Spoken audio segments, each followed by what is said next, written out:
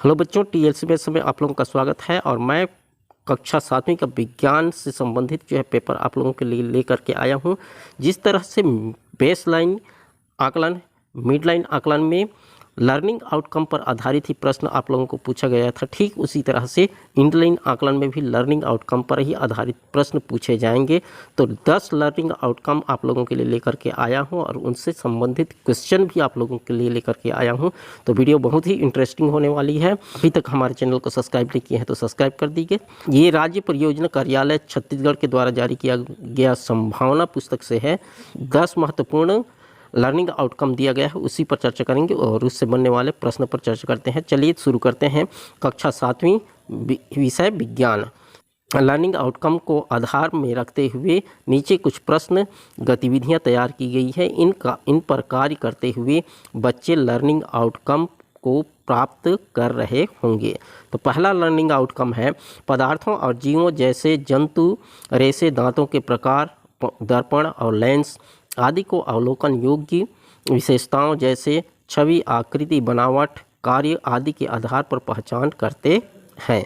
प्रश्न पहला है ऊन और सूती के धागे में अंतर कैसे करेंगे।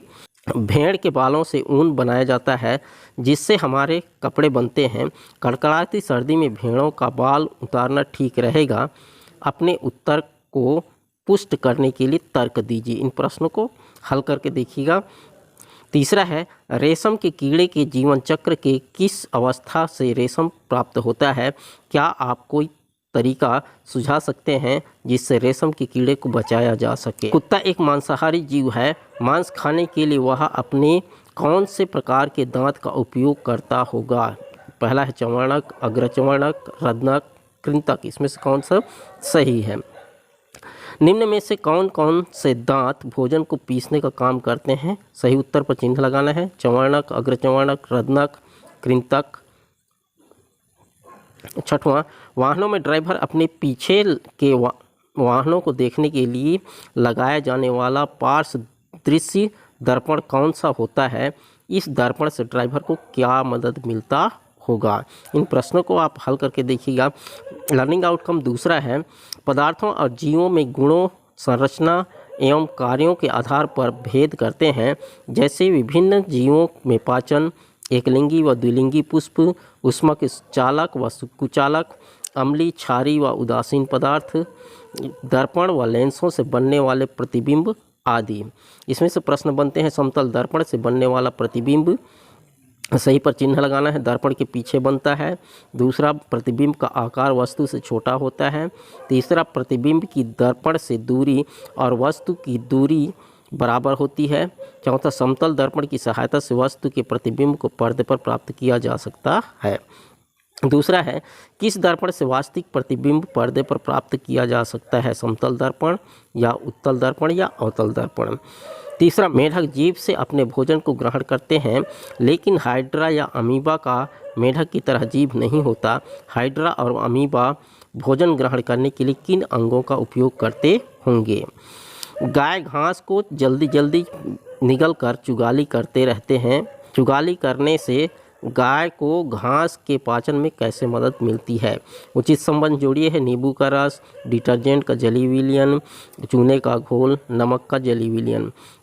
खंडवा में दिया गया है नीले लिटमस को लाल कर देता है, लाल को नीला कर देता है और लिटमस पर कोई प्रभाव नहीं।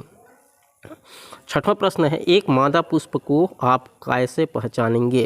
अंडाशय की उपस्थिति के आधार पर, पुंकेसर की उपस्थिति के आधार पर, पुष्पदल की उपस्थिति के आधार पर, बाह्यदल की उपस्थिति के आधार पर। ये चारों में से एक सही है। आपको किसी पौधे के तने का नमूना, तने का एक हिस्सा पहचान करने को दिया गया है। तने को पहचान करने का सर्वश्रेष्ठ तरीका है। इसमें से भी एक सही है। उसमें जड़ की उपस्थिति ढूंढना, उसमें पर्वसंधि की उपस्थिति ढूंढना, उसमें अन्य शाखा की उपस्थिति ढूंढना, उसमें पुष्प की उपस्थिति ढूंढना। खौलती चाय कांच के गिलास में डाला जाए तो पकड़ने में ज़्यादा दिक्कत नहीं होती, पर वही चाय स्टील के गिलास में डाला जाए तो हाथ से छूना भी मुश्किल हो जाता है। कारण बताइए। 9वां है बर्फ़ को पिघलने से बचाने के लिए लकड़ी के बुरादे का इस्तेमाल किया जाता है पर लोहे के बुरादे उपयोग में नहीं लाते, क्यों। तो इन प्रश्नों को आप तैयार कीजिएगा। इसी से संबंधित प्रश्न पूछा जाएगा। लर्निंग आउटकम है तीसरा, पदार्थों, जीवों और प्रक्रियाओं को अवलोकन योग्य गुणों के आधार पर वर्गीकृत करते हैं, जैसे पादप व जंतु रेशे तथा भौतिक व रासायनिक परिवर्तन। पहला है प्रश्न, कपूर को जलाने और कपूर को गर्म करने में क्या अंतर है? इनमें से कौन भौतिक और कौन सा परिवर्तन रासायनिक है? दूसरा, सही अथवा गलत बताइए। पादप रेशे से बने कपड़े व जंतु रेशों से बने कपड़ों की अपेक्षा ज़्यादा पानी, नमी अथवा पसीने को अवशोषित कर सकते हैं। पादप रेशे प्रोटीन के बने होते हैं। तीसरा प्रश्न है, लोहे में जंग लगना भौतिक परिवर्तन है या रासायनिक परिवर्तन? भौतिक या रासायनिक परिवर्तन कहने के आधार क्या है? चौथा प्रश्न है, समतल दर्पण अथवा गोली दर्पण उत्तल अथवा अवतल दर्पण को अलग अलग पहचान करने का आधार है। गोली दर्पण यानी वृत्ताकार होता है, समतल दर्पण वर्गाकार होता है। समतल दर्पण में प्रतिबिंब वस्तु से छोटा बनता है। गोली दर्पण की परावर्तक सतह उभरी या दबी हुई होती है। प्रश्नों के उत्तर ज्ञात करने के लिए सरल छानबीन करते हैं, जैसे क्या रंगीन फूलों के निष्कर्ष अर्क का उपयोग अम्लीय क्षारीय सूचकों के रूप में किया जा सकता है? क्या हरे रंग से भिन्न रंग वालों पत्तों में भी प्रकाश संश्लेषण की प्रक्रिया होती है? क्या सफ़ेद रंग का प्रकाश बहुत से रंगों से मिलकर बनता है आदि। इससे प्रश्न बनते हैं, प्रयोग द्वारा हम कैसे पता लगा सकते हैं कि हरे रंग से भिन्न रंग वाले पत्तों में भी प्रकाश संश्लेषण की क्रिया होती है?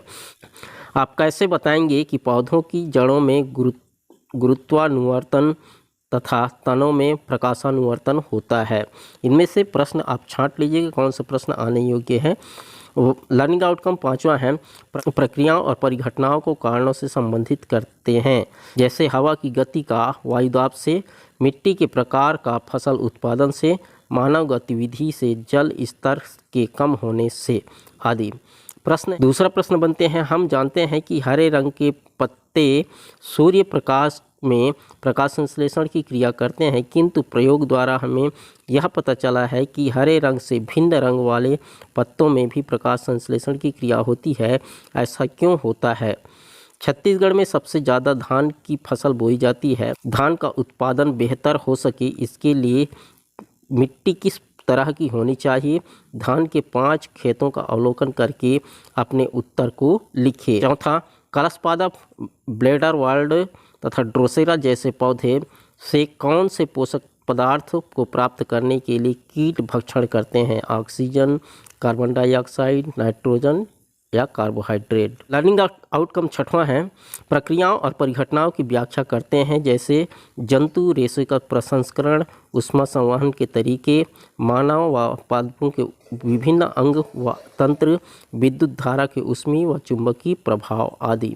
प्रश्न बनते हैं, पहला, जंतुओं की त्वचा से उतारे गए बालों से रेशे बनाते समय अभिमार्जन की आवश्यकता क्यों होती है? कोकून को धूप में अथवा गर्म पानी में या भाप में क्यों रखा जाता है? तीसरा, तांबा और पारा दोनों धातु हैं, पर थर्मामीटर में तांबे का उपयोग क्यों नहीं किया जाता? चौथा, बल्ब में लगे धात्विक पदार्थ में ऐसा क्या होता होगा कि स्विच दबाते ही पूरा कमरा रोशन हो उठता है? पांचवा, किसी चालक तार में धारा प्रवाहित करने पर पास रखी चुंबकीय सुई घूम जाती है, विक्षेपित हो जाती है, क्यों? लर्निंग आउटकम सातवां, रासायनिक अभिक्रियाओं जैसे अम्ल क्षारक अभिक्रिया, संसारण, प्रकाश संश्लेषण, श्वसन आदि के शब्द समीकरण लिखते हैं। सूर्य के प्रकाश की उपस्थिति में पौधों के क्लोरोफिल प्रकाश संश्लेषण की क्रिया से अपना भोजन बनाते हैं। समीकरण के रिक्त स्थानों को भरिए। ये समीकरण को भरना है, कार्बन डाइऑक्साइड धन जल, और इसमें क्या होगा और क्या छोड़ते हैं, इसमें ऑक्सीजन, और क्या छोड़ते हैं ये होगा। समीकरण लिखिए, तनु कास्टिक सोडा और तनु हाइड्रोक्लोरिक अम्ल को आपस में मिलाने पर। शब्द समीकरण लिखिए, तनु हाइड्रोक्लोरिक अम्ल में जिंक के टुकड़े डाले जाते हैं। शब्द समीकरण लिखिए, लोहे में जंग लगना, इसमें एक समीकरण बनाना है आप लोगों को। 5वां है मैग्नीशियम तार का दहन। लर्निंग आउटकम 8वां तार, स्पंदन तार, गतिमान पदार्थों की चाल, सरल लोलक की समय गति आदि के मापन एवं गणना करते हैं। लर्निंग आउटकम 9वां है नामांकित चित्र फ्लो चार्ट बनाते हैं, जैसे मानव व पादप अंगतंत्र, विद्युत परिपथ, प्रयोगशाला व्यवस्थाएं, रेशम के कीड़े के जीवन चक्र आदि। प्रश्न पहला, ऊन के प्रसंस्करण की निम्न विधियों को क्रम से जमाइए। रंगाई, जंतु शरीर के से ऊन की कटाई, अभिमार्जन, रीलिंग। रेशम कीट के जीवन चक्र की अवस्थाओं का क्रम लिखिए। तीसरा, रेशम कीट के जीवन चक्र की किन्हीं 2 अवस्थाओं को चित्र बनाकर दिखाइए। चौथा, खुला परिपथ एवं बंद परिपथ की चित्र द्वारा प्रदर्शित कीजिए, दोनों में क्या अंतर है। 5वां, पाचन तंत्र के निम्न अंगों को क्रमानुसार व्यवस्थित कीजिए। मुख, ग्रास नली, बड़ी आंत, अमाशय, छोटी आंत, ग्रसनी, मलाशय, मलद्वार, मलाशय। लर्निंग आउटकम 10वां है ग्राफ बनाते हैं और उसकी व्याख्या करते हैं। दूरी, समय का मात्रक।